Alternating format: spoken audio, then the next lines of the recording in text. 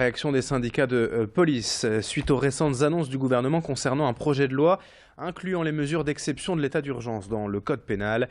Une réforme pour renforcer le pouvoir des policiers et des préfets au détriment des juges d'instruction.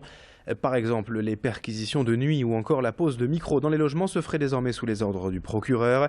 C'est également lui qui pourrait permettre aux policiers de capter les messages ou les conversations d'une personne soupçonnée de terrorisme. Une manière de contourner le juge d'instruction en offrant de nouveaux pouvoirs aux préfets. À Lille, le syndicat de police Alliance salue cette réforme dans une région passerelle pour le terrorisme international, au carrefour de la Belgique et du Royaume-Uni.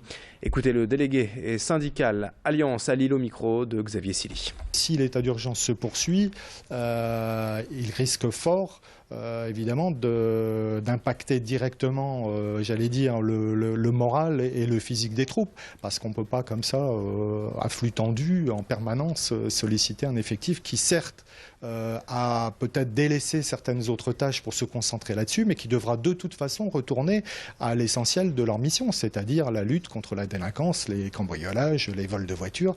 Je ne dis pas que ça a été suspendu. C'est vrai qu'il a fallu se concentrer sur une autre urgence, voilà, qui était celle-ci. Et à l'inverse, les magistrats se disent abasourdis par ce projet de loi, contraire selon eux aux libertés et à l'indépendance de la justice.